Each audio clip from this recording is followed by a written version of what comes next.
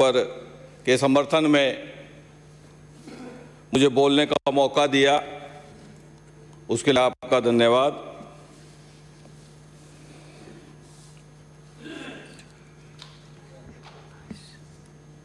Corona काल के शुरू होने से लेकर आज तक सरकार के मुखिया यशस्वी मुख्यमंत्री आदरणीय अशोक जी गहलोत के द्वारा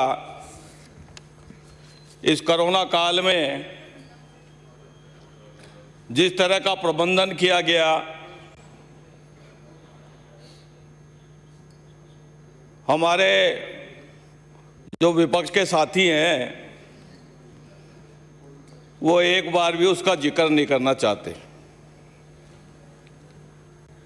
डर लगता है कि पूरे हिंदुस्तान में नहीं, पूरी दुनिया में इसकी चर्चा राजस्थान के कोरोना काल की है, कहीं हमारी जबान से भी नहीं हो जाए। मैं बहुत ही सम्मानीय हमारे उप प्रतिपक्ष के नेता, बहुत ही सीनियर विधायक महोदय के विचार सुन रहा था। एक यशस्वी मुख्यमंत्री जिसने चाहे पक्ष हो चाहे विपक्ष हो, समाज का कोई भी वर्ग हो, अधिकारी हो, कर्मचारी हो, धर्मगुरु हो, सामाजिक संस्थाएं हो, एक नीचे से छोटे कर्मचारी से लेके टॉप से टॉप कर्मचारी तक से जिससे 21 घंटे संवाद किया हो, उस मुख्यमंत्री की दो शब्दों में तारीफ करना भी इनके लिए मुनासिब नहीं है। कोरोना काल बहुत ही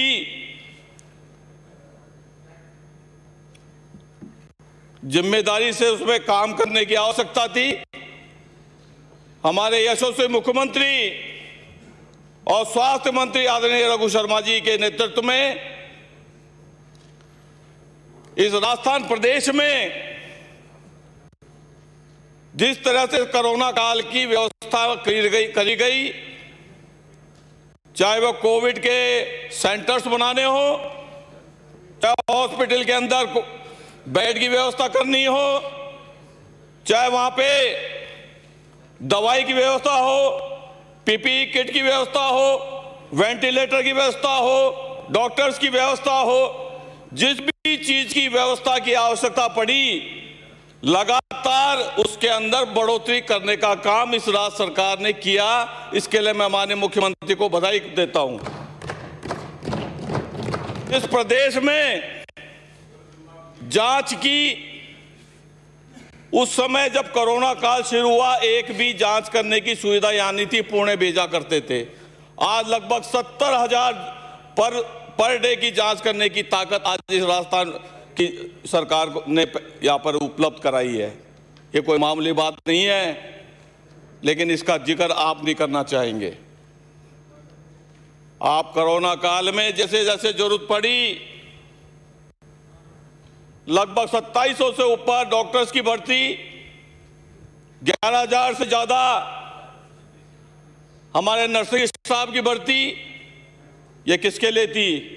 ये यहाँ की 7 करोड़ आवाम की जनता की सुरक्षा के लिए, इस व्यवस्था को करने के लिए, इस काम को जल्दी से जल्दी करने का काम इस राज्य सरकार ने किया। कोरोना काल में जो हमारे कोरोना वॉरियर्स थे, ये संवेदनशील सरकार है और संवेदनशील मुख्यमंत्री हैं। उन कोरोना वॉरियर्स के लिए 50 लाख रुपए की घोषणा भी माननीय मुख्यमंत्री जी ने करी। भीलवाड़ा मॉडल का आपको पता ही होगा, उसका तो आपने जिक्र ही नहीं किया। भीलवाड़ा की तरफ से आने वाले भी नहीं किया, वो भी नहीं करना चाहते इसका जिक्र कि भाई वो काम बहुत अच्छा हुआ हमारे आपको, वहां पे आपने जान माल की सुरक्षा का बहुत बड़ा प्रबंध किया। वो आप बाद में बोलना, पहले कम से कम जो कोरोना काल में आम जन को बचाने का काम किया है, जो इस कोरोना के अंदर जो कैजुअल्टी हजारों से लेकर लाखों तक हो सकती थी, उसको कंट्रोल करने का काम किया है। कम से कम 2 शब्द उस पर भी बोल लेना। मुख्यमंत्री निःशुल्क दवाई और निःशुल्क जांच योजना की बात कर रहे थे कि 12 साल पुरानी हो गई, लेकिन मैं माननीय सदस्य, उसमें कितने करोड़ लोगों को लाभ मिला, वो उनकी दूरदर्शिता थी माननीय मुख्यमंत्री जी की। आप उसका भी जरा आंकड़ा निकाल करके देख लेंगे तो आपको जरा ठीक लगेगा। और आप आयुष्मान भारत, महात्मा गांधी राष्ट्रीय स्वास्थ्य बीमा योजना, जो अभी 30 जनवरी को माननीय मुख्यमंत्री जी ने जिसका घोषणा करी है, आप उसमें 3,30,000 रुपये दिया करते थे। उसमें माननीय मुख्यमंत्री जी ने 5 लाख कर दिए हैं। और उस जो आपकी भामाशाह योजना थी, उसमें जो कमी पेशी थी उसको भी उसके अंदर भी काफी सारे राइडर लगा करके, जिससे कि सही आदमी को सही इलाज मिले और सही जगह पैसा पहुंचे, इस व्यवस्था को करने के साथ इस योजना का शुभारंभ किया गया। आपने जो योजना लागू करी उसमें बहुत सारी शिकायतें लगातार विभाग और मंत्री जी के पास आई थी, तब जाकर के इस योजना का अमेंडमेंट किया गया।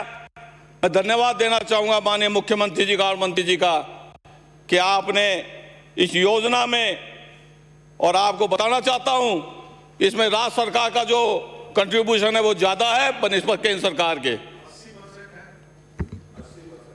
अब हम नहीं बोला जा रहा, ये अपने वाले को ज्यादा बोलते हैं, हमारे वाले को कम बोलेंगे, ये ध्यान रखना।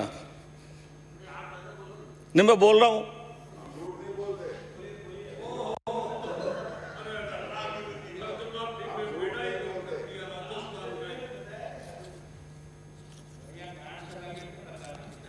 किसान की बात करते हैं। अभी मैं माननीय सदस्य की बात सुन रहा था, जो किसानों के लिए जो ये 3 बिल लाए गए केंद्र सरकार द्वारा, मैं माननीय सभी विपक्ष के साथी बैठे हैं, मैं आपसे पूछना चाहता हूं कि आपसे कै भी पूछा था क्या इसमें से, या कै भी पूछा था? आपको पता था कि भाई ये आ रहा है? नहीं, हमारे को तो कैसे पता होगा? कल लाना तो आपको था, हमारे को थोड़ी लाना था। लाना तो आपको था, हमारे को थोड़ी लाना था। हमारे को लाना होता तो हम खुला बताते, जनता के बीच में रखते, हम हमारे जो सांसद हैं उनके बीच में रखते, उनसे चर्चा कराते, उसके बाद में जो किसान के हित में होता वो बिल लेकर के हम संसद में पेश करते। नहीं, क्या कर रहे थे? ये देश का 50 साल में ऐसे ही खड़ा हो गया। ये बागड़ा नागर बांध कौन बना गया था? ये जवाहरलाल नेहरू के टाइम में इंदिरा गांधी, पंडित जवाहरलाल नेहरू, राजीव गांधी, मनमोहन सिंह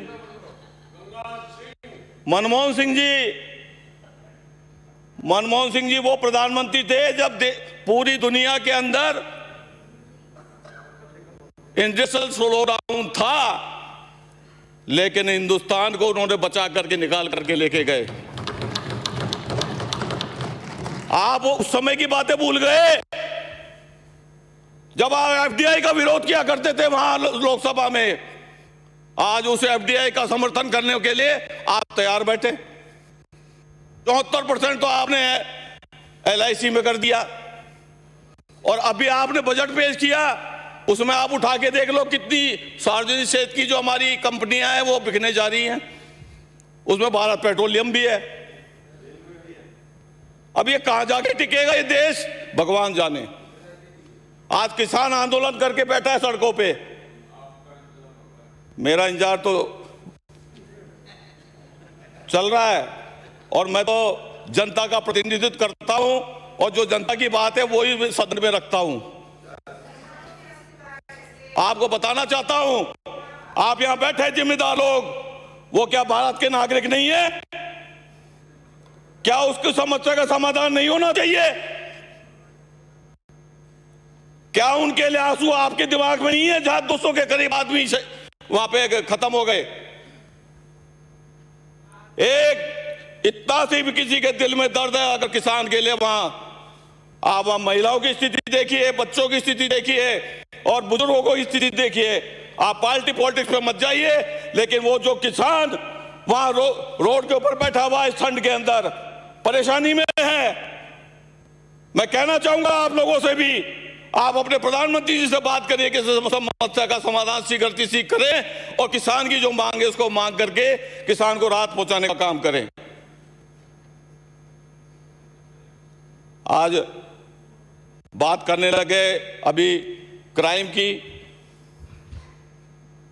माननीय मुख्यमंत्री जी ने जो पुलिस में व्यवस्था करी है ना, आप एक क्राइम ब्यूरो का रिकॉर्ड माने हमारे उपनेता बता रहे थे, आप वो जो क्राइम रिपोर्ट आती है, नेशनल क्राइम रिपोर्ट, उसको पूरा डिटेल से पढ़ना। उसमें एक लाइन और आती है कि हर स्टेट की अपनी अलग अलग प्रोफाइल है।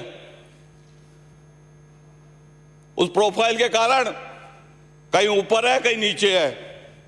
जो व्यवस्था आज मुख्यमंत्री जी ने यहां करी है, ये उसके कारण ही है कि आम नागरिक को एक राहत पहुंचाने के लिए जो उन्होंने रिपोर्ट दर्ज करना अनिवार्य किया, ये उसके कारण ही है कि आज ये क्राइम रिपोर्ट आपको ज्यादा बढ़ी हुई दिख रही है। बात कर रहे हैं विकास की। इस 2 साल के समय में चाहे विद्यालय का काम हो, चाहे महाविद्यालय का काम हो, चाहे सड़कों का काम हो, चाहे पेयजल का काम हो, आप किसी भी क्षेत्र में चले जाएं, इस किताब में जो आज प्रगति की रिपोर्ट लिखी है, इसको एक बार भी इन्होंने पढ़ करके इसके अंदर नहीं पेश किया है। इन्होंने जितनी बात करी है आज, वो इररिलेवेंट बातें और कुछ तथ्यों के साथ में जो चीजें इस बजट, इस भाषण का जो प्रारूप है, उसके ऊपर कोई डिस्कस नहीं करना चाहता। सिर्फ इस सरकार की जो रिपोर्ट है उसके ऊपर, अन्य चीजों के ऊपर बातें करके इसको डाइवर्ट करने का काम लगातार कर रहे हैं। लेकिन जो विकास है, जो जनता है, वो सब देखती है, जानती है। मैं कह सकता हूं, आप अंदाज लगाइए, सबसे ज्यादा महाविद्यालय की घोषणा अगर करी पिछले बजट में, तो ये माननीय मुख्यमंत्री अशोक गहलोत थे जिन्होंने इस राजस्थान के अंदर महाविद्यालयों की घोषणा करी, स्कूलों की मरम्मत करी। आज जो शिक्षा में एक नवाचार किया कि आपके हर विधानसभा क्षेत्र में कहीं 2 भी है, कहीं 1 भी है, जो इंग्लिश मीडियम स्कूल खोली है, वो आने वाले समय में इस शिक्षा के क्षेत्र में एक मील का पत्थर साबित होगा, ये मैं आपको कहना चाहता हूं।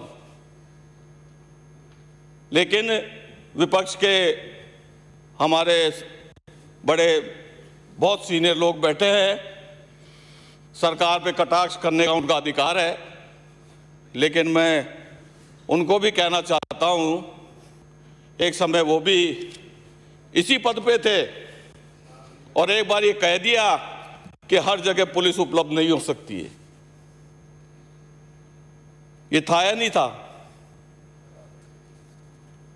तो ये तो परिस्थिति, सरकार की जो भूमिका है और सरकार के जो हमारे मुखिया हैं, हमारे जो मंत्रीगण हैं, सरकार की स्थिति पे भी बात करने लग गए। बात हो रही है अभिभाषण पे, बात चली गई कहीं और। जो मुद्दे हैं आम आदमी के, वो तो भटक गए, उसके ऊपर तो कोई चर्चा है नहीं।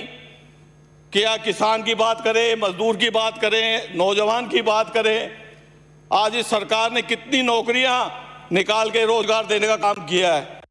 आपने तो 2 करोड़ योजना की घोषणा करी थी, वो कहां है?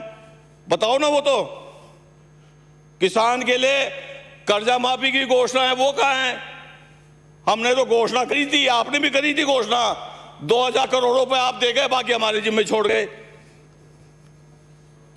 तो ये जो सारी चीजें हैं, ये सारी चीजें जनता सब समझती है। और मैं तो धन्यवाद देना चाहूंगा माननीय मुख्यमंत्री जी का इस 2 साल के कोरोना, 1 साल का जो कोरोना काल था, उसके बावजूद भी पूरे राजस्थान में इस 7 करोड़ जनता को कहीं भी परेशान नहीं होने दिया और जनता के विश्वास पर खरा उतरने का काम किया। और इसमें सभी जनप्रतिनिधियों ने अपना अपना रोल अपनाया। अभी आप बात कर रहे थे पारदर्शिता की, सहयोग की। मैं आपको बताना चाहता हूं, मैं तो पूरे कोरोना काल में मेरे विधानसभा क्षेत्र में पंचायतवार खूब घूमा हूं, लेकिन आपके सांसद महोदय मात्र एक बार आके गए थे। आपके सांसद महोदय मेरे यहां एक बार ही आके गए थे। जनता सबकी है, जो चुनाव प्रतिनिधि है, चाहे वो सरपंच है, चाहे पंच है, चाहे प्रधान है, चाहे वो एमएलए है, चाहे एमपी है, सब जनता उसकी है। तो जिम्मेदारी सबकी बनती है। हमसे मुख्यमंत्री जी ने कहा आपको जो सहयोग करना है वो करें। और इस कोरोना काल में जिन कोरोना वॉरियर्स ने, जिन भामाशाहों ने, पूरे सामाजिक संगठनों ने मिलकर के जो काम किया, सराहनीय है। हम उनको भी धन्यवाद देते हैं और विकास के इस काम को लगातार आगे बढ़ता रहेगा, ये मेरी पूरी विश्वास है। इसलिए आज मैं इस अभिभाषण का समर्थन करते हुए धन्यवाद देता हूं माननीय मुख्यमंत्री जी को। धन्यवाद। जय हिंद, जय भारत। श्री वासुदेव देवनानी जी।